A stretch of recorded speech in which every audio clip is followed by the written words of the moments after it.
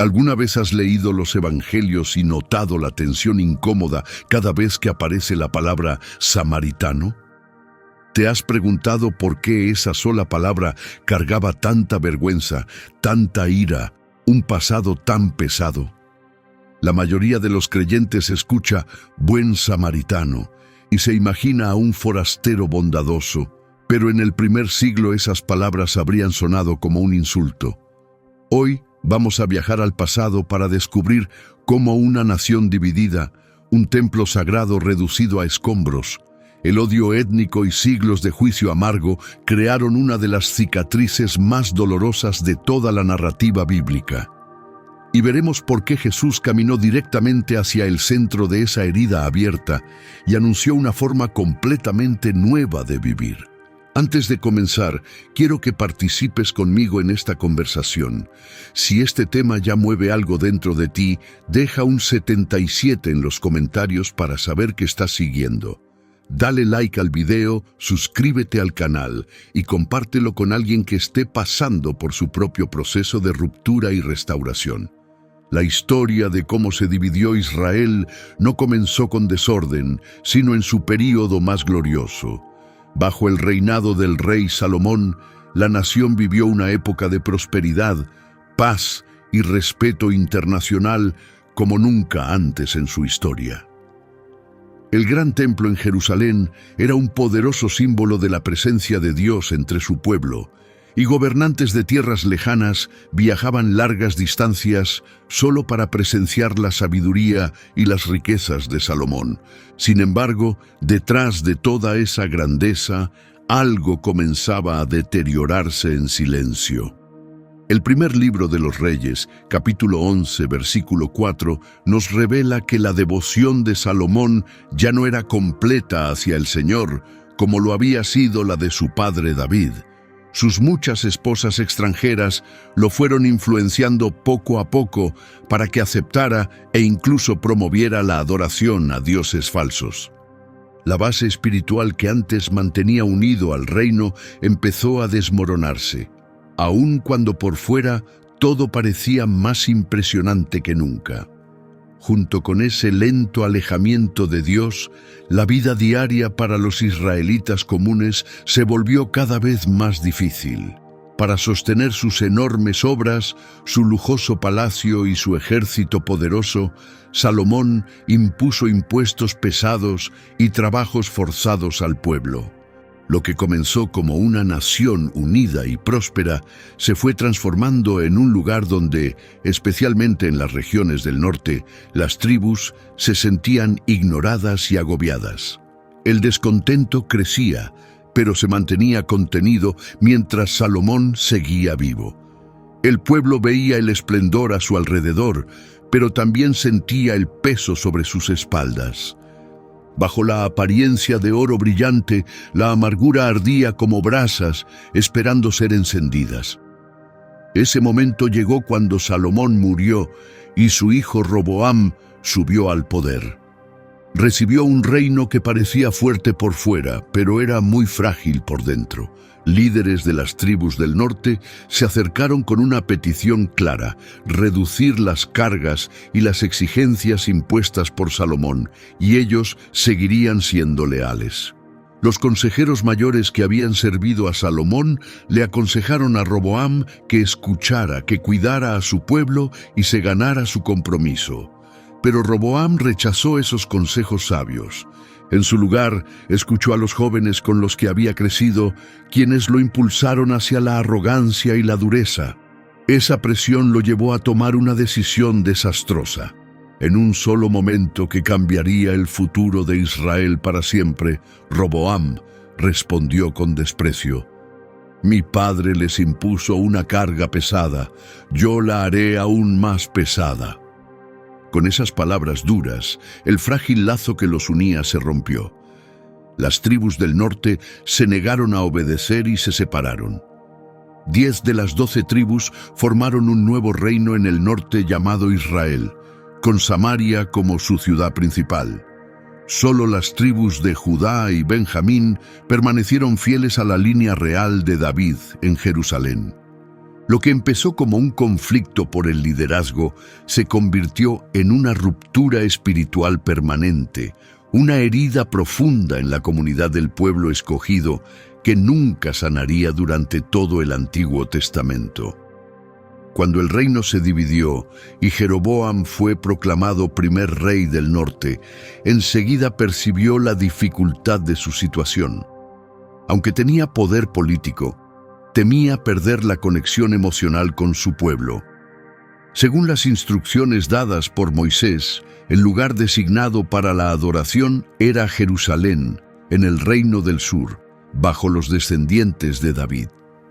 Jeroboam temía que si su gente seguía yendo allá para las celebraciones religiosas y las ofrendas, su lealtad regresaría a Judá. Dominado por el miedo, en lugar de confiar en Dios, tomó una decisión. Mandó construir 2 estatuas en forma de becerros de oro, una en Betel y otra en Dan, y proclamó: «Estos son tus dioses, Israel». Lo que comenzó como una jugada política se convirtió en una catástrofe espiritual que marcaría al reino del norte durante generaciones. Aquellos becerros no eran simples esculturas, representaban una falsa sensación de protección y una forma corrompida de honrar a Dios. Se le dijo al pueblo que podían adorar al Dios de Israel mientras ignoraban por completo lo que Él había mandado. Con el tiempo, el culto a dioses falsos se expandió y aumentó por toda la región. Altares elevados, santuarios y templos dedicados a deidades extranjeras aparecieron por todas partes. Pero el Señor no los abandonó sin advertencias.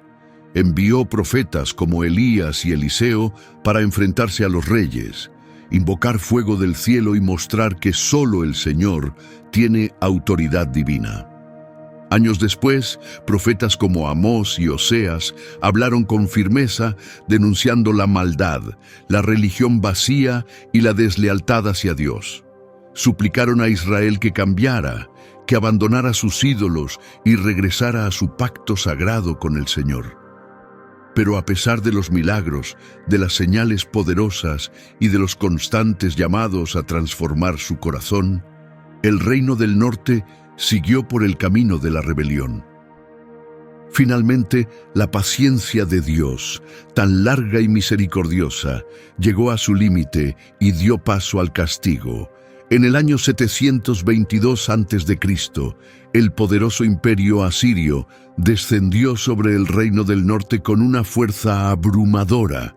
Tras un prolongado período de guerra, Asiria tomó el control de Samaria, la ciudad real. El segundo libro de los Reyes, capítulo 17, versículo 6, describe ese momento con palabras duras. El rey de Asiria tomó Samaria y llevó al pueblo de Israel al exilio.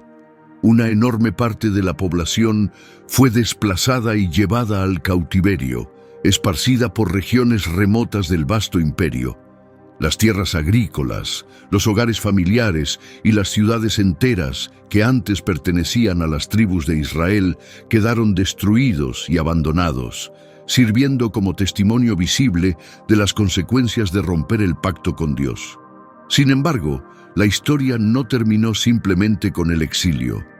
Asiria tenía una estrategia para evitar rebeliones, mover a los pueblos conquistados y mezclar culturas diferentes. Así, trasladaron a personas de diversas naciones, cada grupo con sus propios idiomas, dioses y costumbres, y los instalaron en las ciudades de Samaria. Estas poblaciones extranjeras comenzaron a casarse con los israelitas que habían quedado atrás y no fueron llevados al exilio. Con el paso de los años, surgió una nueva comunidad mestiza que conservaba fragmentos de herencia israelita, pero también adoptaba influencias de muchas otras culturas. Este grupo en desarrollo se conocería más adelante como los primeros samaritanos, una población única con una identidad compleja, nacida del castigo divino, del desplazamiento forzado y de la mezcla de culturas en el territorio que antes había sido el centro de Israel del norte. Cuando los asirios trasladaron a estas poblaciones extranjeras a Samaria, los recién llegados llegaron a un territorio con una historia que no comprendían y con un Dios que nunca habían conocido. Muy pronto ocurrió algo espantoso. Leones feroces comenzaron a atacarlos, y el miedo que sintieron tomó rápidamente un significado espiritual. Llegaron a la conclusión de que estaban siendo castigados por el Dios que gobernaba esa tierra, ya que no sabían cómo honrarlo correctamente. Según su manera de entender el mundo, cada región tenía su propio Dios, y para vivir en paz en cualquier lugar, había que mostrar respeto a esa deidad local. Entonces se comunicaron con el rey de Asiria, pidiéndole ayuda para calmar la ira de ese Dios desconocido. Como respuesta, el rey envió a un sacerdote de origen israelita desde los lugares de exilio para enseñar a los nuevos residentes lo que ese Dios exigía. A primera vista, esto podría parecer un paso positivo hacia la restauración del culto verdadero. Pero había una complicación dolorosa. Ese sacerdote provenía del sistema religioso del norte, que ya estaba gravemente comprometido. Su conocimiento del Señor había sido deformado por generaciones de atajos espirituales, idolatría y una religión usada con fines políticos. Conocía el nombre de Yahvé, tenía cierto entendimiento de las leyes sagradas, pero también llevaba consigo enseñanzas distorsionadas y verdades a medias que habían causado el alejamiento de Israel desde el principio. En lugar de una restauración verdadera de fidelidad al pacto, se estaba preparando el terreno para un nuevo tipo de confusión espiritual. El resultado en Samaria no fue un abandono total del paganismo, ni un regreso completo al culto del único Dios verdadero. Fue una religión mezclada, una combinación de fe israelita y prácticas traídas de otras tierras. El segundo libro de los Reyes, capítulo 17, versículo 33, describe la situación con desgarradora precisión. Honraban al Señor, pero también seguían sirviendo a sus propios dioses extranjeros. Pronunciaban su nombre, seguían ciertas costumbres tradicionales y hacían un espacio para Yahvé en sus vidas. Pero nunca abandonaron a los otros dioses ni los rituales que habían traído de sus países de origen. Su sistema de creencias estaba dividido justo por la mitad. Parte relación de pacto genuina, parte compromiso espiritual. Esta mezcla de religiones, esta fusión de adoración parcial a Yahvé con prácticas paganas, se convirtió en la base sobre la cual se construiría más tarde la adoración samaritana. Con el tiempo, esta mezcla religiosa no solo dio forma a su vida espiritual, sino también a la forma en que otros los veían. Para los judíos de generaciones posteriores, la historia de los samaritanos no era solo triste, era profundamente ofensiva. Eran considerados corruptos espiritualmente porque sus prácticas no se alineaban con la ley entregada por medio de Moisés. Eran vistos como impuros étnicamente, un pueblo que había surgido de matrimonios con extranjeros. Se les consideraba indignos de confianza espiritual, personas que no sabían manejar correctamente los asuntos sagrados de Dios. Desde la perspectiva judía, estaban fuera de los límites de la verdadera comunidad del pacto, ni completamente paganos, ni completamente devotos a Dios. Esa percepción se endureció poco a poco hasta convertirse en desprecio abierto, transformando una herida histórica en una enemistad profunda y duradera entre judíos y samaritanos, que seguiría resonando hasta los tiempos de Jesús. Pasaron cientos de años, y los imperios que alguna vez parecían invencibles se alzaron y cayeron uno tras otro. Asiria, el imperio que dispersó a las tribus del norte y llenó Samaria con extranjeros, finalmente colapsó. Babilonia tomó su lugar, conquistó Judá, destruyó el templo en Jerusalén y llevó a muchos judíos del sur al exilio. pero Babilonia también cayó, derrotada por el creciente poder de Persia. Bajo el dominio de los reyes persas comenzó un nuevo capítulo en la historia. Los monarcas persas emitieron proclamaciones oficiales que permitieron al pueblo judío exiliado regresar a su tierra ancestral y reconstruir tanto la ciudad de Jerusalén como la morada del Señor. Lo que había sido solo ruinas durante décadas se convirtió en un proyecto de construcción lleno de esperanza. Cuando los exiliados que regresaban comenzaron a poner los cimientos de un nuevo templo. Fue durante este período delicado de reconstrucción que los caminos de judíos y samaritanos se cruzaron una vez más, de una forma que resultaría decisiva.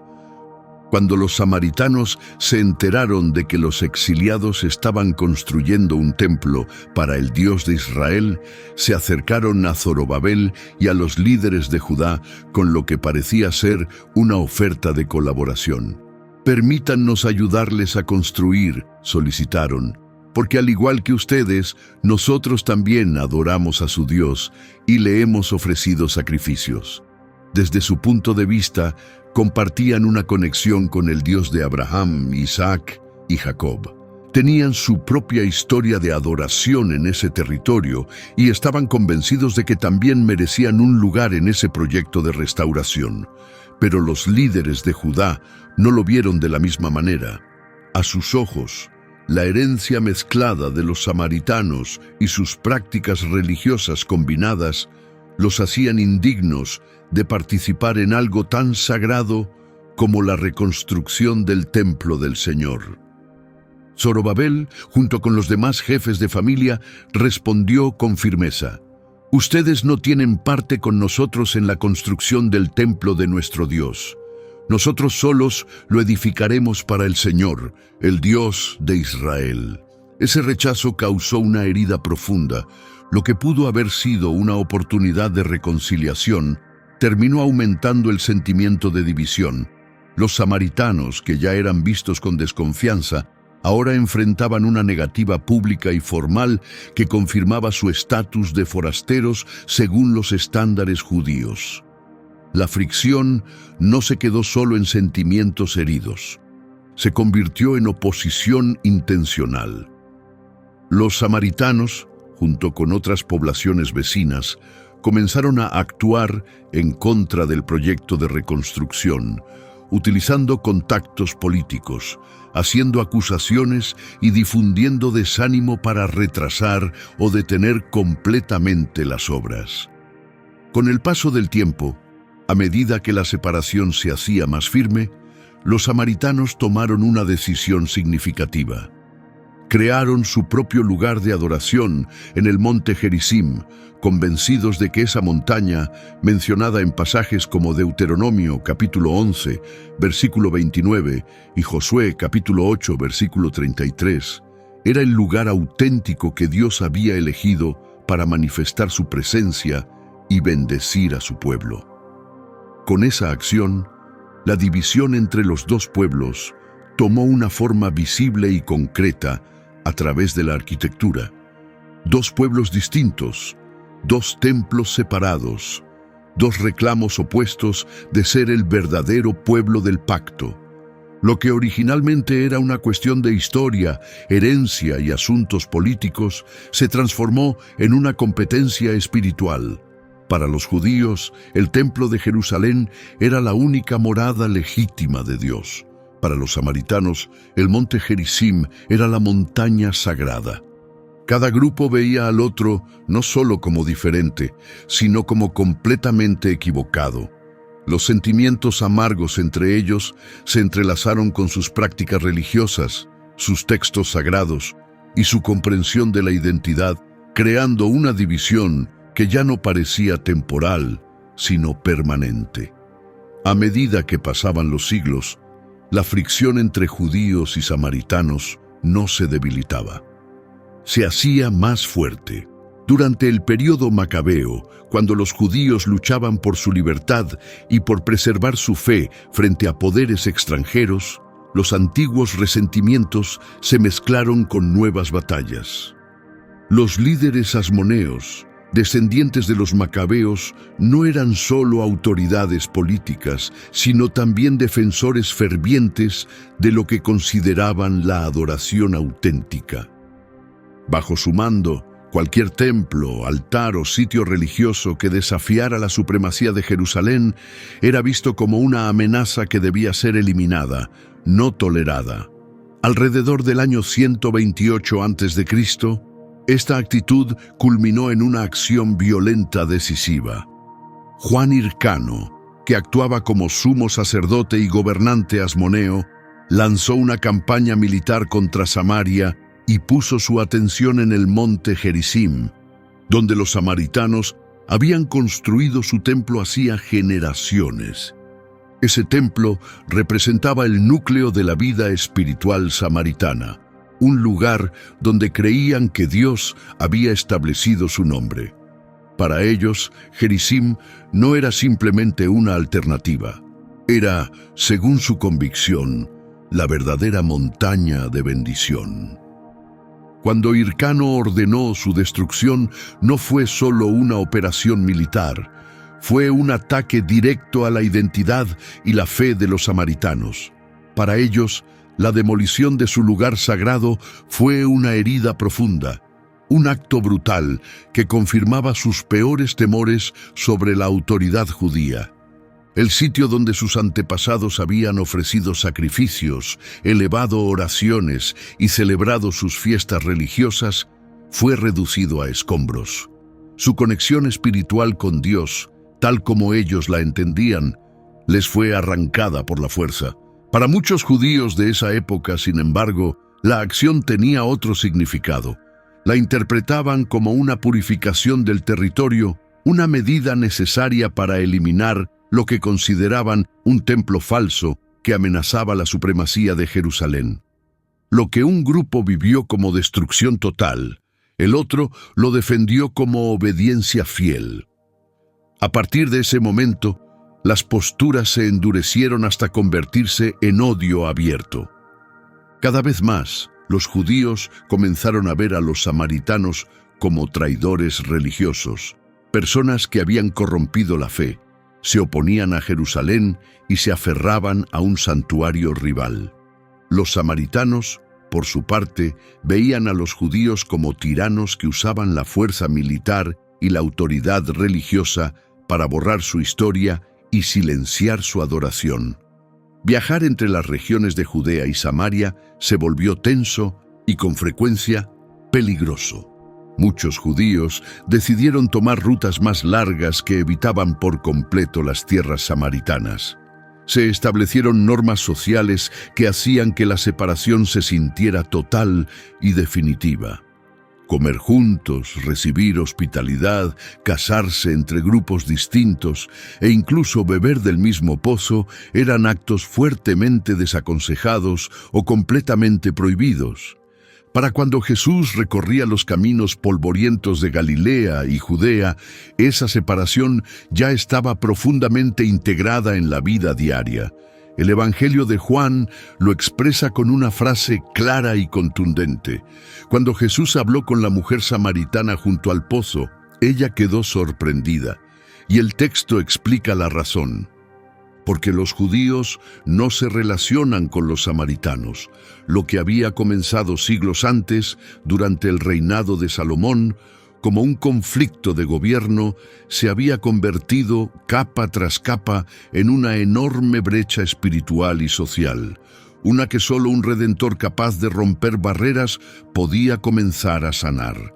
Y en medio de esta larga y dolorosa historia de desconfianza y desprecio, aparece Jesús, no como otro maestro judío que evita Samaria, sino como alguien decidido a enfrentar la división que todos ya daban por sentada. Él no toma el camino más seguro que rodea la región samaritana. En cambio, el capítulo 4 del Evangelio de Juan, versículo 4, nos dice que tenía que pasar por Samaria, como si ese fuera su propósito. Junto al pozo de Jacob, fuera de una aldea samaritana, se sienta cansado y sediento, esperando. Cuando una mujer samaritana se acerca para sacar agua, Jesús hace algo impensable para un hombre judío de esa época. Inicia una conversación con ella. Ella es rechazada por 3 razones. Es samaritana por su origen, es mujer en una sociedad dominada por hombres y tiene un pasado moralmente cuestionado. Sin embargo, Jesús le pide agua, una solicitud básica que demuestra profundo respeto por su valor. La invita a un diálogo sincero, revela aspectos ocultos de su vida, pero lo hace sin juzgarla, guiándola en cambio hacia una esperanza mayor. En su conversación, Jesús aborda el punto más sensible del conflicto, la verdadera adoración. La mujer menciona la disputa entre el monte Gerizim y Jerusalén, entre las afirmaciones de samaritanos y judíos. Jesús no evita la verdad, pero eleva la discusión más allá de los conflictos antiguos. Se acerca el momento, dice, y de hecho ya ha llegado, en que los verdaderos adoradores adorarán al Padre en espíritu y en verdad. La adoración ya no estará limitada a un monte o a un templo, sino que se centrará en el Dios vivo y en un corazón transformado por Él. Entonces, en un momento poco común y profundamente significativo, Jesús revela claramente quién es. Yo, el que habla contigo, soy el Mesías prometido. La mujer se convierte en mensajera para su comunidad y muchos samaritanos ponen su fe en él. Van más allá de lo que muchos en Israel hicieron y declaran abiertamente: este hombre es realmente el Salvador del mundo. Aquellos que antes eran despreciados, ahora están entre los primeros en proclamar quién es Jesús en verdad. Pero el amor que Jesús mostró hacia los samaritanos no se limitó a un solo encuentro. En el capítulo 10 de Lucas, cuando un experto en la ley le pregunta: ¿y quién es mi prójimo?, Jesús responde con una historia donde un samaritano es el héroe central. Un viajero es atacado y dejado casi muerto. Autoridades religiosas pasan de largo sin ayudar, pero un samaritano se detiene, cura sus heridas y paga por su recuperación. La lección es clara y directa. Es la misericordia, no el origen étnico ni los títulos religiosos, lo que cumple con el mandato de Dios de amar al prójimo. En el capítulo 17 de Lucas, 10 personas con lepra son sanadas por Jesús, pero solo una regresa a dar gracias, y esa persona es un samaritano. Una vez más, el considerado extraño se convierte en ejemplo de verdadera gratitud y fe genuina. En el capítulo 9 de Lucas, cuando una aldea samaritana rechaza recibir a Jesús como huésped, sus discípulos, llenos de resentimiento ancestral, quieren invocar fuego del cielo. Jesús los reprende con firmeza, negándose a permitir que el castigo y la venganza definan su reino. Con sus palabras, sus enseñanzas y sus acciones, Él interrumpe el ciclo del odio, revelando que a través de Él, siglos de separación pueden empezar a desmoronarse, y aquellos que antes eran considerados enemigos pueden ser recibidos en la familia de Dios.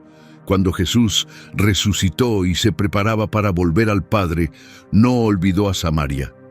En sus instrucciones finales a los discípulos, marcó un camino para las buenas noticias que no fue al azar. Serán mis testigos en Jerusalén, en toda Judea y Samaria y hasta lo último de la tierra. Hechos capítulo 1, versículo 8. Presta atención al orden. Antes de que el mensaje llegara a las regiones griegas y romanas, antes de alcanzar las grandes ciudades del mundo no judío, fue dirigido específicamente a pasar por Samaria. Justo ese lugar que antes había sido evitado y despreciado, fue puesto al frente del crecimiento del reino de Dios. Pronto, la persecución en Jerusalén hizo que muchos creyentes se dispersaran, y uno de ellos, un hombre llamado Felipe, bajó a una ciudad de Samaria y empezó a anunciar el mensaje allí. Lo que él llevaba no era una versión reducida de la verdad, ni un evangelio de menor valor para personas consideradas menos importantes, sino las mismas buenas noticias sobre la muerte de Jesús, su resurrección y su autoridad sobre todas las cosas. Mientras proclamaba el mensaje de Cristo, el poder de Dios se manifestaba abiertamente para todos. Espíritus malignos gritaban con fuerza y salían de aquellos que habían estado sufriendo bajo su dominio. Hombres y mujeres que habían estado cautivos bajo poderes demoníacos fueron liberados y puestos en libertad. Aquellos que no podían moverse ni caminar recuperaron la salud y comenzaron a andar de nuevo. La oscuridad espiritual y el sufrimiento físico que habían oprimido a Samaria durante generaciones comenzaron a disiparse. Lucas nos informa que, mientras estas señales milagrosas acompañaban la predicación de Felipe, un gozo inmenso llenó toda la ciudad. No se trataba solo de entusiasmo emocional, sino de un gozo profundo e inesperado de una comunidad que por mucho tiempo había sido tratada como indeseada y que ahora descubría que los brazos del Salvador también estaban extendidos para recibirlos. Algunos que habían vivido toda su vida bajo el peso del rechazo judío escuchaban, tal vez por primera vez, que a través de Cristo no habían sido ignorados, no eran inferiores, sino que estaban siendo invitados al centro mismo de lo que Dios estaba haciendo. Cuando los apóstoles que permanecían en Jerusalén recibieron noticias de que Samaria había aceptado el mensaje de Dios, hicieron algo extraordinario. Enviaron a Pedro y a Juan, dos de los apóstoles más importantes, hombres que habían caminado personalmente junto a Jesús, para ir y presenciar lo que Dios estaba realizando allí. Eran del mismo tipo de hombres que en tiempos anteriores habrían dudado en pisar suelo samaritano. Pero ahora vinieron, no para juzgar ni para oponerse, sino para confirmar y pronunciar bendición. Oraron por los creyentes samaritanos, pidiendo que recibieran al Espíritu Santo, y al imponerles las manos, el Espíritu descendió. Ese momento sirvió como una demostración visible de que los samaritanos no eran una rama separada de la fe, sino miembros completamente integrados del único cuerpo de Cristo.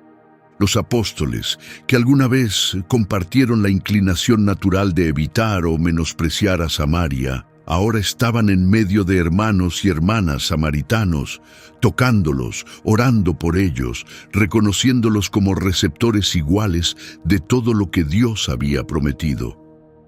Por medio de Jesús, el muro entre judíos y samaritanos que había existido durante siglos no solo se debilitó, sino que fue derribado. Las buenas noticias no solo llegaron a Samaria antes que al mundo no judío, sino que transformaron una región marcada por la división en una prueba viva de que Cristo construye una sola familia unida donde antes dominaban antiguas enemistades. Para los creyentes afroamericanos, el relato de los samaritanos no es simplemente algo del pasado lejano, sino que se siente como mirar un reflejo de su propia experiencia. Aquí hay una comunidad arrancada de su tierra, desarraigada por imperios y conflictos de poder fuera de su control. Fueron marcados como impuros, sus linajes familiares puestos en duda, su adoración considerada inválida. Leyes, costumbres sociales y normas culturales establecieron límites para mantenerlos separados, fuera del respeto y del sentido de pertenencia. Vivieron con una reputación que no eligieron, llevando una marca de vergüenza impuesta por otros que se consideraban más puros, más correctos, más dignos de recibir la bendición de Dios. Los samaritanos sabían lo que era ser vistos como personas que no pertenecen. Incluso antes de poder hablar, sus oraciones eran ignoradas, sus costumbres ridiculizadas, su existencia tratada como algo contaminado. Según la visión de muchos judíos, eran personas a las que había que evitar, no recibir con los brazos abiertos. Para muchos cristianos negros en Estados Unidos, este relato resuena profundamente con sus propias vidas. desde territorios que les fueron arrebatados, trabajo forzado que les fue impuesto, hasta la práctica de la segregación, políticas de vivienda discriminatorias y el encarcelamiento desproporcionado de su comunidad.